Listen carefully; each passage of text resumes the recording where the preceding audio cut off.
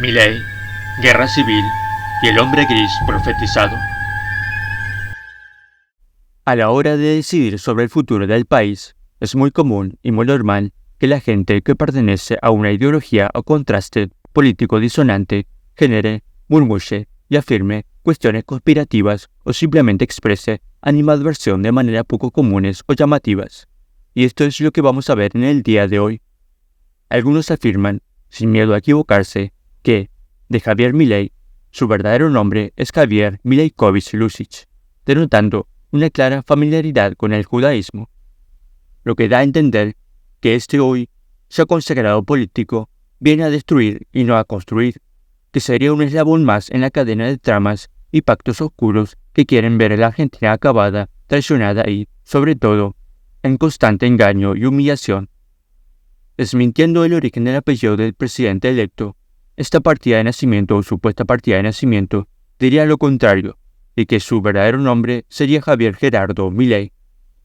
Ahora bien, también esta misma fuente reconoce que el apellido de su madre, llamada Alicia Luján, es Lucic, es decir, que se da a pie, sin embargo, nuevamente, a las especulaciones de que Milei tiene un origen judío, ya que Lucic tendría una presunta reminiscencia o connotación judía. Pero veamos lo que el mismo Milei dice al respecto sobre su pertenencia o no a la comunidad judía. Yo soy judío y voy a liberar al pueblo judío, o sea, desde este lugar.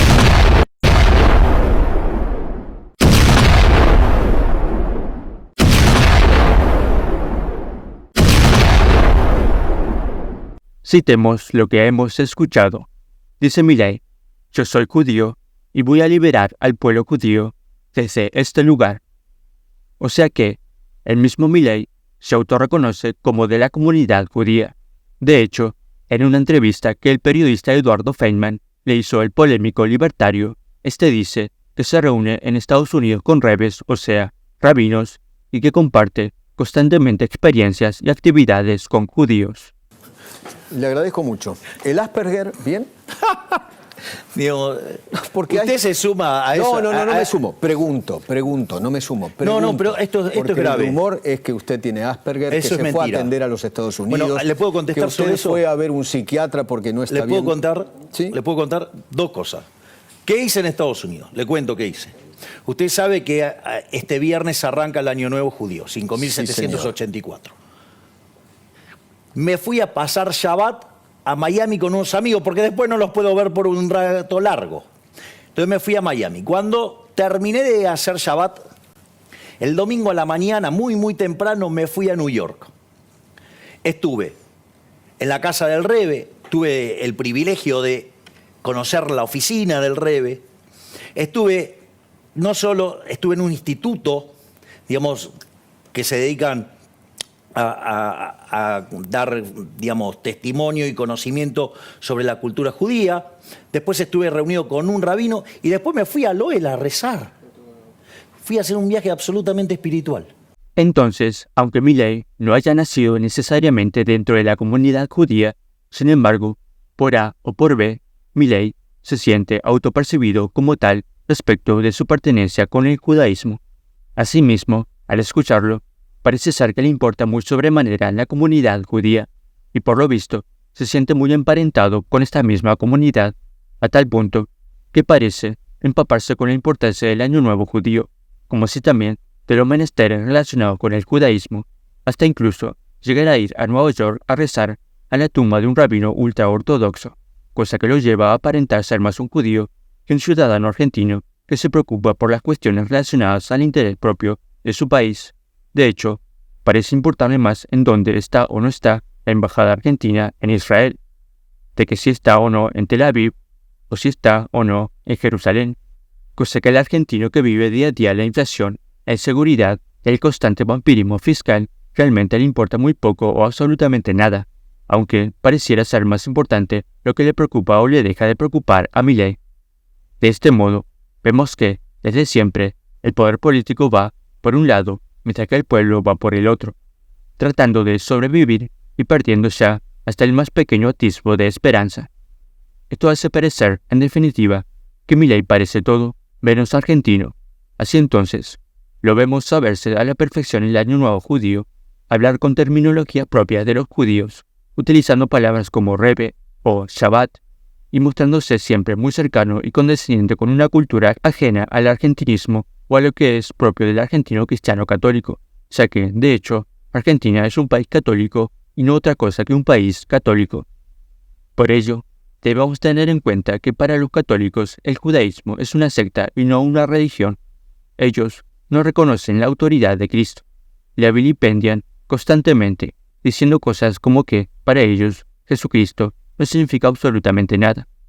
Para los judíos, Jesucristo fue un falso profeta, un estafador, alguien digno de ser apedreado y clavado en la cruz como un criminal.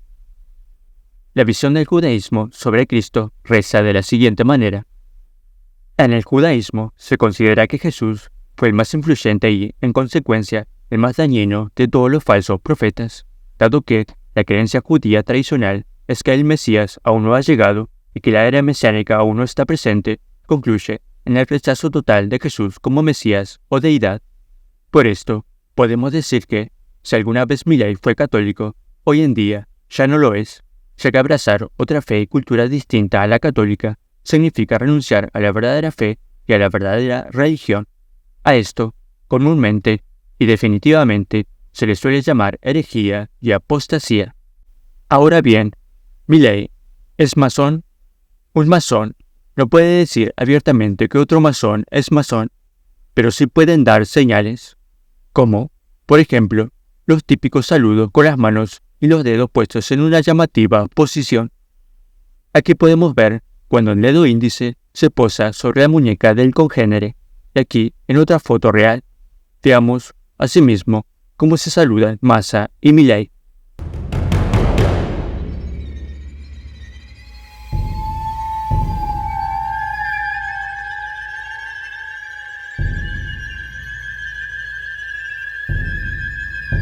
Como pudimos ver, estamos en condiciones de decir que esa forma de saludo es un tanto atípica y cuanto menos sombría, hasta podríamos decir extravagante. Pero es exactamente eso, es lo que vimos, o sea, un saludo masónico. Con esa forma antinatural y premeditada de poner los dedos en tal posición. Pero, ¿qué dice la mayor autoridad en este momento de la masonería en Argentina? Fijémonos lo que se dice en el siguiente video. Pablo Lázaro es el presidente de la Masonería Argentina, invitados que están llegando al debate. Primero, bueno, ¿con qué expectativa, no, en este debate, en este contexto de la Argentina? Bueno, muchas gracias por la pregunta. La masonería como lugar neutral de debate siempre está presente en todas las instancias que tengan que ver con el diálogo y la construcción de ciudadanía. Así que para nosotros un orgullo representar a todos los masones del país y ponernos a disposición para el diálogo, para el consenso, para la construcción de más democracia. ¿Qué candidato representa hoy el diálogo, el consenso y la democracia? Hay candidatos de los dos, o sea, mejor dicho, dentro de los dos candidatos, dentro de los dos espacios hay masones. Hay candidatos de los dos, o sea, mejor dicho, dentro de los dos candidatos, dentro de los dos espacios hay masones, o sea, mejor dicho, dentro de los dos candidatos hay masones. Detengámonos en esto. Al parecer, el presidente de la masonería argentina le ataca como una especie de desliz en base al sincericidio y dice, hay candidatos de los dos lados, y luego regula y dice, mejor dicho, dentro de los dos candidatos, y luego, como aliviando la cuestión, vuelve a regular nuevamente diciendo, dentro de los dos espacios hay masones. Evidentemente, era como si se muriese de ganas de decir que, dentro de los dos candidatos a presidente, hay masones, pero por cuestiones de decoro y reserva, tuvo que regular sus palabras hasta 3 veces. Increíblemente, la masonería juega un papel tan importante que siempre que hay cuestiones graves, allí están ellos, para definir el destino del país. Dado de esta forma, no por nada los masones, en teoría, habrían elegido la nefasta fecha del 10 de diciembre para la asunción presidencial, ya que sería una estrategia trascendente para mantener a la Argentina siempre por debajo de las potencias mundiales y cumplir con los planes de devastación económica, social y cultural a las que nos tienen acostumbrados estos hijos del iluminismo no tan luminoso, o de las tinieblas. ¿Y por qué de las tinieblas? Veamos lo siguiente sobre los dichos del doctor Alberto Bárcena, historiador y experto en cuestiones que tienen que ver con la masonería. El rito de iniciación en el grado 29 en el rito escocés antiguo y aceptado, consiste en que el candidato, el que se inicia en ese grado, es conducido dentro del templo de la logia por el vigilante primero y el vigilante segundo hasta el centro de la misma, hasta el centro del templo de la logia, donde está la imagen de Baphomet, dios andrógino, que es una clara encarnación del demonio, muy reconocible dentro de la cultura occidental. Es una de las representaciones más clásicas del demonio. Tiene torso humano con ambos sexos, cabeza de macho cabrío con grandes cuernos, alas de murciélago. No engaña a nadie con su aspecto. Es una encarnación luciferina, porque en la masonería se distingue entre lo satánico y lo luciferino, aunque eso es un distingo en el fondo para equivocar a la gente, ¿no? Porque Lucifer es quien supuestamente trae la luz al hombre, es decir, es una deidad o una criatura positiva, y esto lo sostienen a partir de ciertos grados claramente. Bueno, pues en ese grado el iniciado va con una venda en los ojos que se le quita al llegar delante de Baphomet, y ahí tiene que hacer una opción entre la cruz cristiana o la cruz de Baphomet, que es con los brazos en forma de X. La cruz cristiana se tira al suelo y el candidato la tiene que pisar, primero con el pie izquierdo, después con el derecho. Y luego ya pide que brille la luz de Baphomet.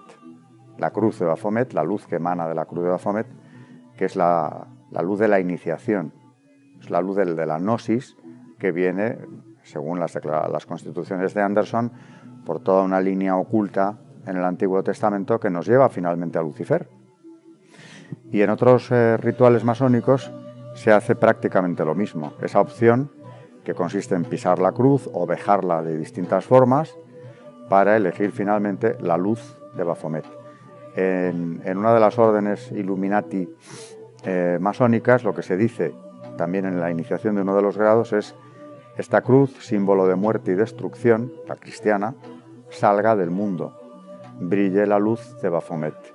O sea que hay una clara elección en el candidato entre Cristo o Lucifer. Le llamen como quieran o lo quieran presentar como se quiera, sabemos quién es Lucifer, por más que le quieran revestir de toda esa vestidura de luz, sabiduría, amistad con el hombre, es quien le guía en el proceso iniciático. Un amigo sacerdote, cuando se lo conté, me dijo: esto es una clara consagración al demonio. Ahora bien, zanjada esta cuestión del Milei judío y masón, por lo cual podríamos decir que la obra de Milei es la obra del luciferismo, o sea, de la oscuridad, la pregunta que nos hacemos es la siguiente: ¿es Milei el hombre gris? Comencemos por el principio. Primeramente, la figura del elegido o del hombre gris surge de las profecías católicas, es decir, de dos profetas católicos, San Luis Orione y Benjamín Solari Parravicini. De estas profecías nos enteramos que el hombre gris es un civil católico muy inteligente que está destinado a gobernar la Argentina. Veamos algunas de las condiciones que se deben cumplir para con él y su aparición. 1. Debe ser católico. Si las profecías son de origen católico y Dios es católico, evidentemente el hombre gris deberá ser definitivamente católico, ya que católico significa universal, o sea, para todos. Dios quiere que todos sean católicos y que incluso el elegido o el hombre gris sea católico, ya que Dios no podría elegir a alguien que esté fuera del catolicismo, o sea, fuera del Dios católico, ya que esto sería no reconocerse a sí mismo. 2. El hombre gris aparecerá luego de dada una guerra civil. Bien lo dice la profecía. Oleaje de sangre en la Argentina. Un nuevo hombre llegará y éste compondrá el caos. El nuevo hombre, evidentemente, es el hombre gris, y el oleaje de sangre y el caos es la guerra civil. Esto podemos deducir casi con total claridad. 3. Muchos intentarán usurpar el lugar del hombre gris, y, cuando intenten entrar por la puerta de Balcarce 50, o sea, la Casa Rosada, un ángel que esté allí vigilante los fulminará, y solo el elegido, el hombre gris, será el único que podrá hacerse con el sillón de Rivadavia. 4. Posiblemente será desconocido hasta el último momento, cuando lo veamos entrar por la puerta de la Casa de Gobierno. 5. El hombre gris será apolítico. 6. No saldrá del país. 7. El elegido será joven. Milei, por supuesto, no cumple con ninguno de estos requisitos, ya que 1. Milei no es católico. Milei es judío masónico. 2. El hombre gris aparecerá luego de dada la guerra civil, y Milei ha aparecido mucho antes de la guerra civil, y no compuso ningún caos ni oleaje de sangre respecto de este hecho. 3. Muchos intentarán usurpar el lugar del hombre gris. Esto todavía no ha sucedido, y no hemos visto hasta el momento a nadie ser fulminado antes de entrar por la puerta de Balcarce 50. En el caso de Milei, tal vez se trate de ese presidente que, según la profecía de Don Orione, será colgado en la Plaza de Mayo. 4. El hombre gris será conocido hasta último momento, mientras que en el caso de Milei, a este ya se lo conoce desde hace ya muchísimo tiempo. 5. El hombre gris será apolítico. Milei, en cambio, practica la política desde hace ya muchos años, ya que el que sale en todos los medios haciendo partidismo y oposición política es de hecho un político. Todo lo que ha hecho y dicho Milei hasta ahora lo convierte en un político de hecho, lisa y llanamente. 6. Otro punto importante es que el elegido no saldrá del país luego de entrar por la puerta de la Casa de Gobierno. La profecía de Don Orione dice que el elegido entrará por la puerta de Balcarce 50 y gobernará la Argentina desde el Congreso de la mano de los niños sin salir del país por 50 años hasta su muerte para paz y prosperidad. Evidentemente, esto no se aplica a Javier Milei, ya que lo hemos visto salir del país yendo a Estados Unidos y luego de su asunción tendrá que ir a Israel, como lo dice en la siguiente noticia. Milei viajará a Estados Unidos antes de asumir y a Israel después del 10 de diciembre. El presidente electo sostuvo que tiene planeado viajar a Nueva York antes de asumir por una cuestión espiritual, mientras que visitará Israel luego de su asunción. Nuevamente, Milei no encaja con lo anticipado por los profetas, ya que, en este caso, se da por seguro el hecho de su viaje a un país extranjero, cosa que convierte a Milei casi en, o de hecho, en un detentador ilegítimo del sillón de Rivadavia. Y tal vez, también, tampoco encaje en Milei la descripción profética de que gobernará desde el Congreso y, además, de la mano de los niños. 7. El hombre gris será joven, ya que se dice que tiene que gobernar durante 50 años. Milei, en cambio, ya es alguien de quien, según su edad, de 53 años, ya se puede considerar como una persona vieja, ya más centrada en la tercera edad, ya más cerca del ocaso que de la eclosión de la vida. Asimismo, si consideramos una expectativa de vida promedio, a Milei le sería casi imposible llegar a los 103 años de vida para gobernar la Argentina. Así entonces, ¿de dónde saca la gente que Milei es el elegido? ¿Por qué forzar los condicionamientos cuando los condicionamientos proféticos no encajan con la realidad dada hasta el día de la fecha? Pasemos a ver ahora cierta información que nos va a dar ciertos parámetros de que la Argentina efectivamente va a pasar a sufrir una guerra civil. Muy bien, para iniciar este pequeño informe de la guerra civil dentro de este informe general de lo que es Milei, la guerra civil y el hombre gris profetizado, quiero leer un mensaje de un espectador arrobado como Marvel 1085 que dice lo siguiente. Vamos a ver lo que dice. Dice: al seguir escuchando el informe, quiero agregar, por buenas fuentes, en distintos momentos que me lo han dicho, la Cámpora tiene depósitos de armas.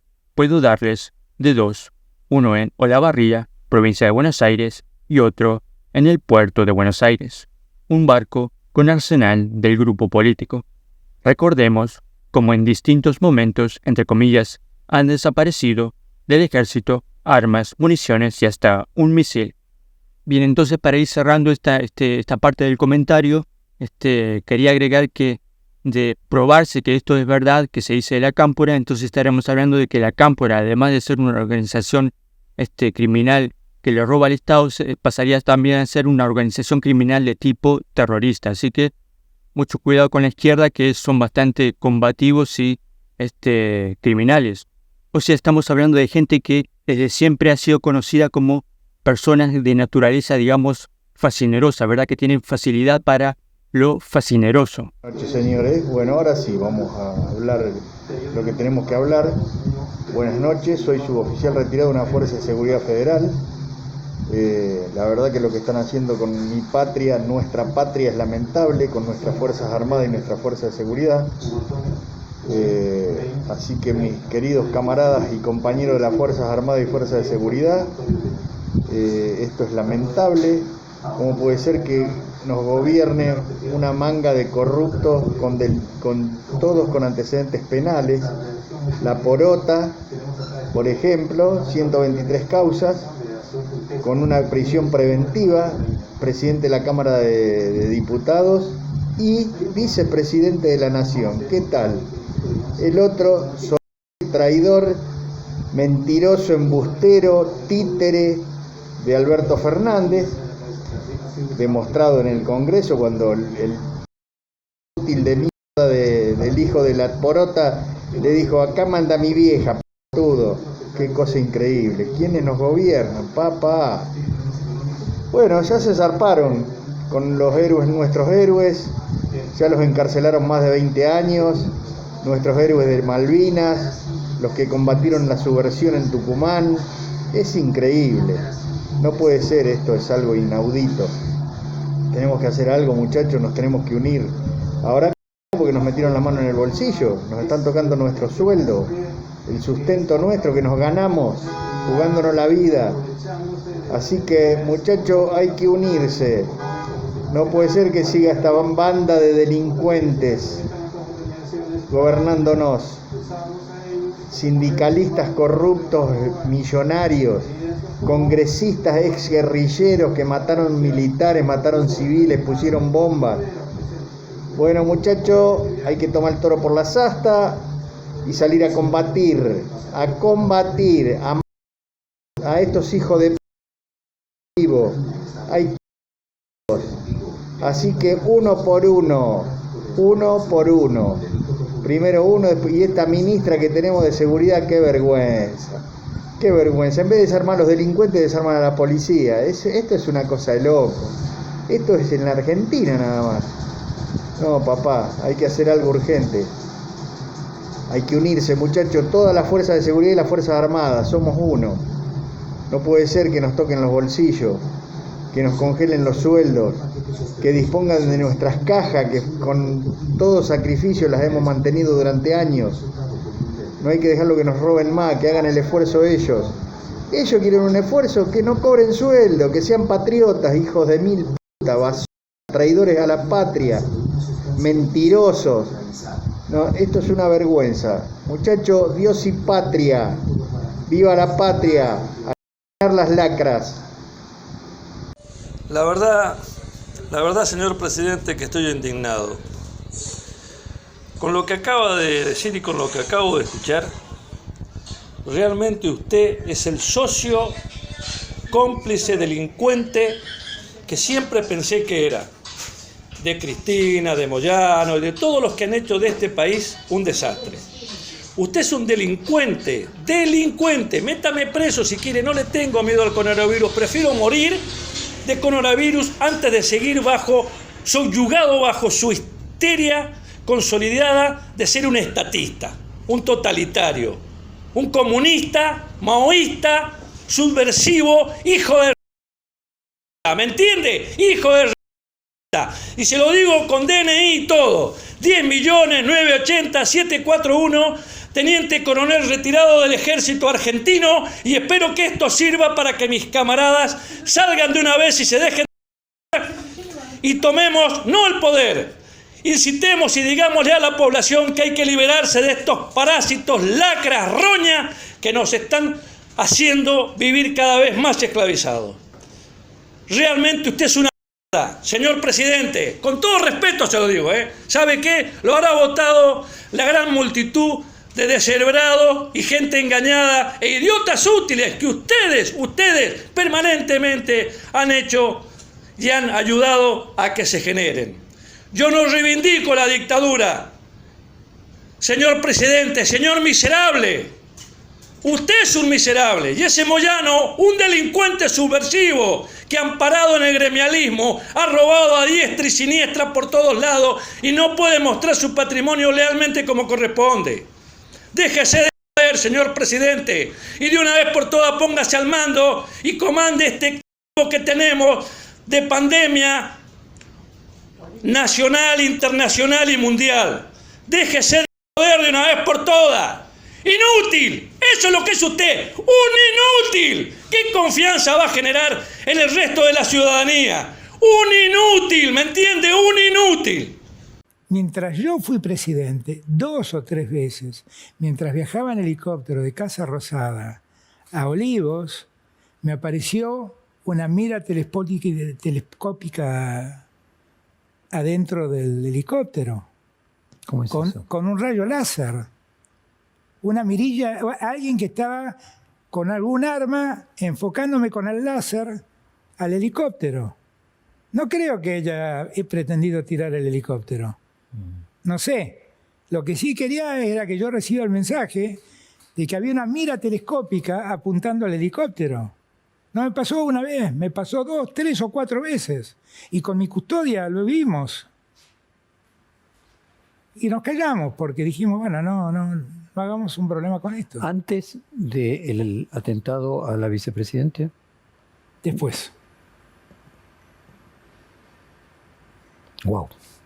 Muy bien, y para ir terminando esta última parte de este segmento, vamos a leer una noticia de Infobae del 26 de mayo de 2021, que dice así: el atentado explosivo en el local de la Cámpora agitó los peores fantasmas de la violencia política en Argentina. El inmueble de la organización juvenil de Bahía Blanca quedó destruido y no hubo víctimas de milagro, aunque nadie se adjudicó el ataque. Desde el kirchnerismo apuntaron contra el discurso de odio de sectores de la oposición. Hubo repudios, pero también silencios llamativos. Esta es una nota de Facundo Chávez, ¿verdad? De Infobae. Bueno, como podemos ver, aquí hay aquí tenemos fotografías sobre lo que fue la explosión ¿verdad? En ese local. Tenemos esta fotografía, esta otra, esta y esta, ¿verdad? También se han encontrado panfletos, no recuerdo si era de esta misma noticia o se han encontrado estos panfletos en otros sectores de Bahía Blanca, pero que también tienen que ver con estos grupos, digamos, armados, ¿verdad? Por ejemplo, acá tenemos este panfleto, con la imagen de Senelín, dice CRN, la patria vive, cuestiona todo lo que es el pasaporte sanitario, qué sé yo, las restricciones, etcétera, etcétera, etcétera. Lo ven como algo criminal, ¿verdad? Con lo cual van a aplicar represalias. También dice que asimismo hacemos un llamado de rebelión nacional, ¿verdad? Llaman a la rebelión nacional, o sea, estamos hablando de grupos que en algún momento van a salir a las calles a tomar represalias por esto. O sea, si vuelve el tema de la pandemia, seguramente se decidirán de una vez por todas por salir a las calles a hacer, digamos, lo que ellos quieren hacer, ¿verdad? Y también dice acá que a una tal Olga Curipán, que es de una organización de izquierda, dice que la han sentenciado a muerte, ¿verdad? O sea, estaban hablando de tomarse represalias de sangre. También tenemos este otro panfleto que dice: políticos cínicos y corruptos, sindicalistas millonarios, ladrones, periodistas cómplices y militantes. Seguramente acá está hablando de Gustavo Silvestre, Pablo Dugal, qué sé yo, Daddy Brieva y todos esos militantes, o como se les suele llamar, militontos, ¿no? Que trabajan en favor de una organización corrupta como es, qué sé yo, la Cámpora, el kirchnerismo, etcétera, etcétera, ¿no? Todo lo que es el espectro de la izquierda, ¿no? Que siempre ha robado y dejado el país en la miseria, ¿verdad? Y dice, acá tira una serie de razones, y dice: ¿y cuántas razones más para empezar la purga, ¿no? Entre comillas, la purga? Ahora, a cuidarse de traidores, sabemos dónde viven. Harto de todos ustedes. Bueno, esto de ahora a cuidarse de traidores, sabemos dónde viven, a mí me consta, porque tengo de buena fuente, que, bueno, hay grupos armados, hay grupos nacionalistas que están armados y que ellos poseen en sus manos listas negras con las direcciones, en donde residen los políticos, ¿verdad? Los políticos, seguramente todos estos personajes que se han nombrado aquí, bueno, ellos poseen esas listas y bueno, que no les quepa ni la menor duda de que como son personas combativas, nacionalistas, de corte nacionalista, en algún momento, cuando todo se, digamos, pudra de manera definitiva, van a salir a tomar represalias a represalias de sangre a todos estos políticos, periodistas, etcétera, etcétera, o todos los que han estado relacionados con actos de corrupción y de opresión contra el pueblo, ¿verdad? Entonces, si damos crédito a todo esto que estamos viendo aquí, podemos decir que efectivamente tanto del espectro izquierdo como del espectro nacionalista, si se quiere, o de derecha, o más bien nacionalista, vamos a decirlo así, tal vez salgan a las calles, en algún momento se encuentren y se terminen matando los unos a los otros, ¿verdad? O directamente será la izquierda poniendo bombas contra el gobierno actual, o que están por asumir, y la derecha o los grupos nacionalistas poniendo, yendo a las casas de los políticos y de los periodistas corruptos, para aniquilarlos. Así que por ese lado creo que va a haber, si se cumplen las profecías de Parravicini, efectivamente va a haber mucho, pero mucho derramamiento de sangre. Tomemos en cuenta también que Javier Milei, que está tan estrechamente relacionado con el judaísmo y con el Estado de Israel, respecto de lo que son los grupos nacionalistas, estos efectivamente tal vez sí tomen represalias de manera muy próxima, ¿no? De manera muy corta en el tiempo. Así que cuando hablamos de esa profecía del presidente, ¿no? Que ese presidente que será colgado en la Plaza de Mayo, tal vez estemos hablando de Javier Milei. Como hemos visto, existen por lo menos dos facciones, la izquierda terrorista y los nacionalismos patrióticos, y, en el medio, la milicia. Tal vez veamos un enfrentamiento armado de izquierda contra derecha, o tan solo el nacionalismo arremetiendo con violencia contra los políticos que han prevaricado con tanta liviandad y descaro. Las armas están, y el pueblo furioso también está presto a salir a las calles, además de que lo dicen los vaticinios de ambos profetas ya conocidos por todos nosotros, tomando en cuenta que los de la izquierda tienen armas acopiadas en distintos depósitos, que se dice que hay que tomar al toro por las astas y salir a exterminar a los prevaricadores, que desde el lado de la milicia hay como una especie de consigna de que hay que salir, aunque no para tomar el poder, sino para poner orden. De que por Alberto Fernández se evidencia que hay francotiradores que ponen en jaque al presidente con miras láser, que incluso esto mismo le puede pasar a Milei si sigue por la misma senda de destrucción, de que existen grupos paramilitares dispuestos a combatir y a poner bombas en búnkers pertenecientes a la izquierda, y de que, incluso, se sabe de buenas fuentes que estos tienen listas negras con las direcciones de residencia de muchos políticos que ya están en la mira. Podemos decir, entonces, en definitiva, con más certeza que dudas, que una guerra civil está muy próxima en Argentina. Para terminar, volviendo con el tema de Milei y de que si Milei es o no es de la casta, a sabiendas de que incluso el judeo-sionismo y la masonería son de la casta, está más que claro que hoy en día no gobierna a la luz de Cristo, sino todo lo contrario. Por ello, incluso, debemos tener siempre en cuenta la siguiente profecía de San Luis Orione, que ya se ha cumplido o que ya se está cumpliendo y que dice de la siguiente manera: si los argentinos no luchan, muy pronto estarán dominados por los... Casi todos los diarios están pagados por dinero, aun los diarios católicos. Habrá mucha confusión. Si los argentinos se descuidan, llegarán a tener un presidente. Yo no lo veré, pero tú sí lo verás. Después, habrá luz. Pero, ¿por qué hay personas que ponen su fe en alguien tan lejano de Dios como es Milei? En el Antiguo Testamento dice: maldito el hombre que confía en otro hombre, que busca su apoyo en un mortal y que aparta su corazón de Yahvé. Convengamos que los que se apoyan en Milei y no en Dios son personas no católicas o que no tienen una fe católica consolidada y que por ello son malditos, entiéndase, pecadores. O sea, creer en alguien como Milei para que les solucione todos sus problemas es como creer que el lobo y no el pastor es el que va a sacar a la pobre oveja del lodazal, y eso es lo que convierte a estas personas en personas malditas o que, en definitiva, le rezan al Dios equivocado.